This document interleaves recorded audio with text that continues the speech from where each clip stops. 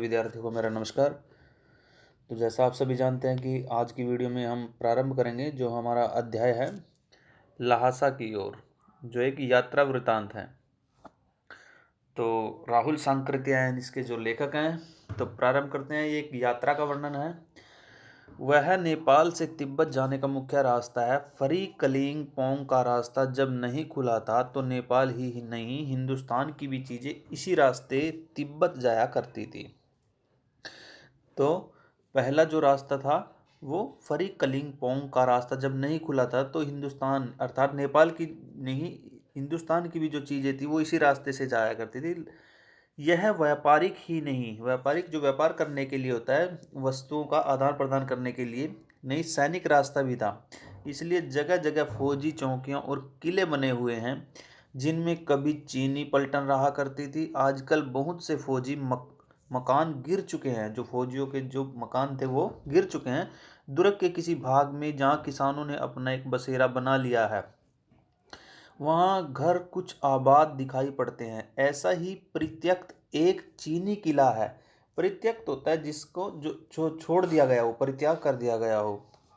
तो ऐसा एक चीनी किला है, उसके पश्चात जिसका परित्याग किया गया अर्थात जो छोड़ दिया गया हो। हम वहाँ चाय पीने के लिए ठहरे। तिब्बत में यात्रियों के लिए बहुत सी तकलीफ़ें भी हैं और कुछ आराम की बातें भी। वहाँ जाति पाति छुआछूत का सवाल ही नहीं है और न ही औरतें पर्दा ही करती हैं। पर्दा अर्थात घूंघट जिसको बोलते हैं। बहुत निम्न श्रेणी के भिखमंगों को लोग चोरी के डर से घर के भीतर नहीं आने देते। नहीं तो आप बिल्कुल घर के भीतर चले जा सकते हैं। चाहे आप बिल्कुल अपरिचित हों तब भी घर की बहू या सासू को अपनी झोली में से चाय दे सकते हैं। वह आपके लिए उसे पका देगी। मक्खन और सोडा नमक दे दीजिए। वह चाय चौंगी में कूटकर उसे दूध वाली चाय के रंग की बना मिट्टी के टोटीदार बर्तन में रख के आपको दे देगी। यदि बैठक की जगह चूल्हे से दूर है और आपको डर है कि सारा मक्खन आपकी चाय में नहीं पड़ेगा तो आप खुद जाकर चौंगी में चाय मत कर ला सकते हैं। चाय का रंग तैयार हो जाने पर फिर नमक मक्खन डालने की ज़रूरत होती है। परित्यक्त चीनी किले से जब हम चलने लगे तो एक आदमी राहदारी मांगने आया। हमने वह दोनों चीटें उसे दे दी। शायद उसी दिन हम थोंगला के पहले के आखिरी गांव में पहुंच गए। यहाँ भी सुमति के जान पहचान के आदमी थे।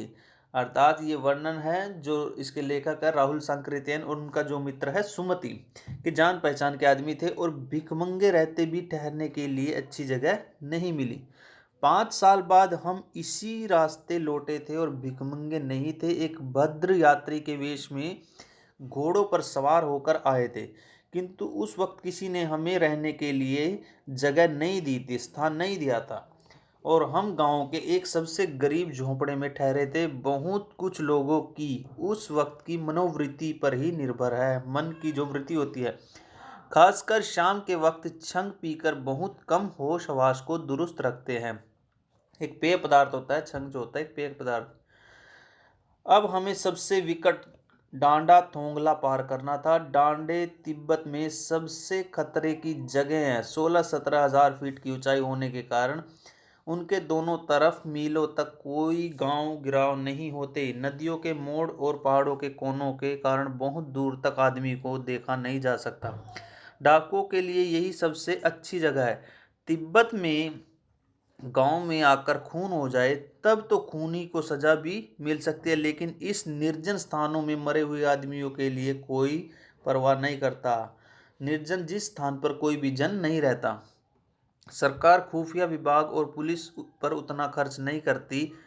वहाँ पर वहाँ पर गवाह भी तो कोई नहीं मिल सकता। डकैत पहले आदमी को मार डालते हैं, उसके बाद देखते हैं कि कुछ पैसा है कि नहीं। हथियार का कानून न रहने के कारण यहाँ लोग लाठी की तरह लोग जो है वो पिस्तौल और बंदूक लिए फिरते हैं। ये आपका एक प्रश्न है महत्वपूर्ण कि हथियार का कानून न होने के कारण भी लोग तिब्बत में बंदूक और पिस्तौल लिए क्यों घूमते हैं। डाकू यदि जान से न मारे तो खुद उसे अपने प्राणों का खतरा है।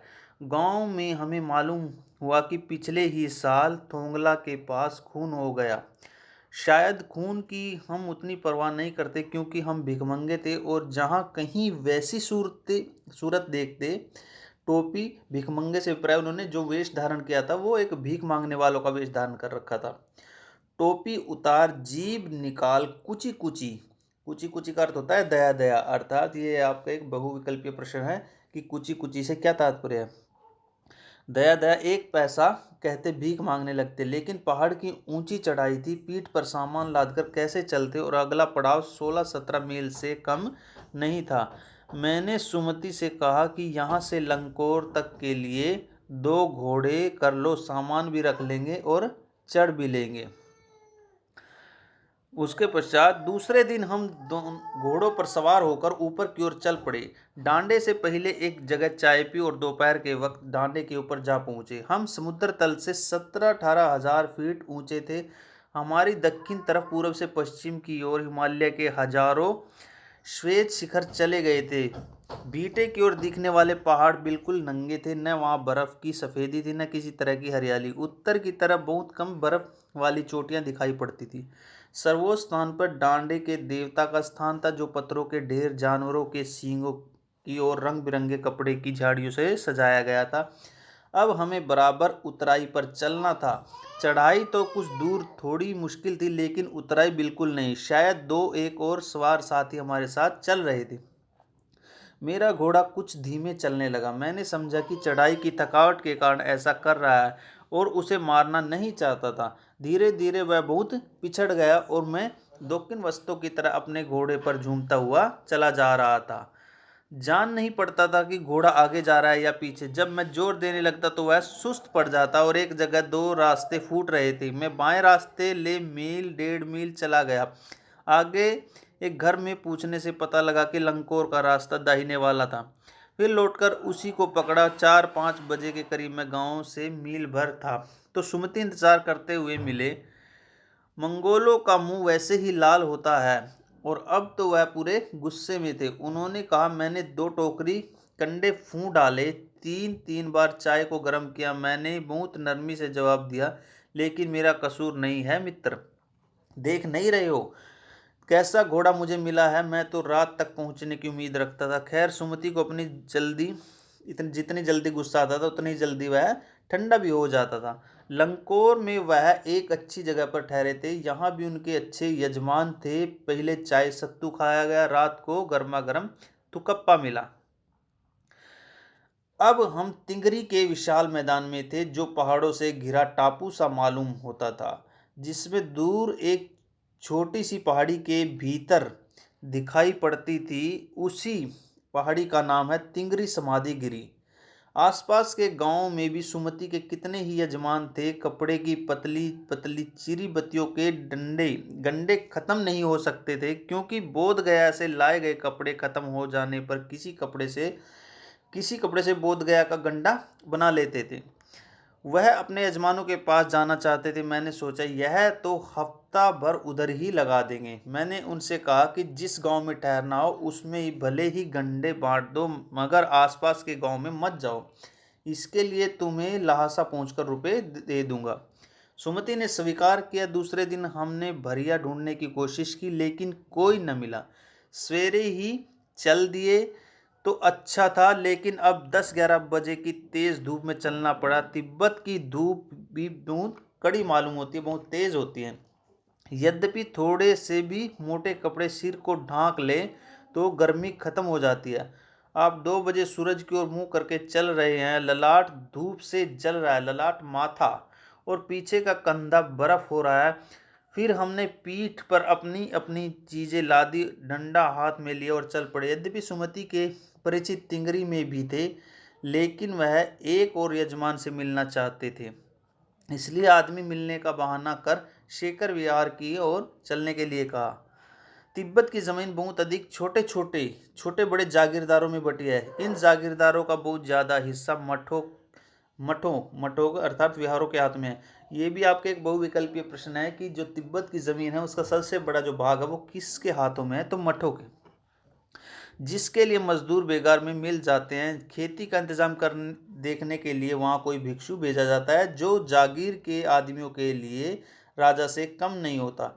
शेखर की खेती के मुखिया भिक्षु बड़े भद्र पुरुष थे, वह बहुत प्रेम से मिले। हालांकि उस वक्त मेरा जो भेष है ऐसा नहीं था कि उन्हें कुछ भी ख्याल करना चाहिए था। यहाँ एक अच्छा मंदिर था जिसमें कंजूर कंजूर जो बुद्ध वचन अनुवाद की जो है कि हस्तलिखित 103 पोथियां रखी हुई थी। मेरा आसन भी वहीं लगा। वह बड़े मोटे कागज पर अच्छे अक्षरों में लिखी हुई थी। एक एक पोथी 15-15 शेर से कम नहीं रही होगी। सुमति ने फिर आसपास अपने यजमानों के पास जाने के बारे में पूछा। मैं अब पुस्तकों के भीतर था, अर्थात पुस्तकों के भीतर कहने का अभिप्राय पुस्तकों पढ़ने में मगन हो चुका था, इसलिए मैंने उन्हें जाने के लिए कह दिया। दूसरे दिन वह गए। मैंने समझा कि था 2-3 दिन लगेंगे, लेकिन वह उसी दिन दोपहर बाद चले आए। तिंगरी गांव वहां से बहुत दूर नहीं था। हमने अपना अपना सामान पीठ पर उठाया और भिक्षु नमसे से विदाई लेकर चल पड़े। तो ये हमारा अध्याय था ल्हासा की ओर, जिसका जो पाठ का सार हमने किया है। तो आगे का जो कार्य है वो इसके प्रश्न है, प्रश्न अभ्यास और परीक्षा उपयोगी वो हम करेंगे। तो सभी विद्यार्थी इस अध्याय को जरूर अध्ययन करेंगे। धन्यवाद।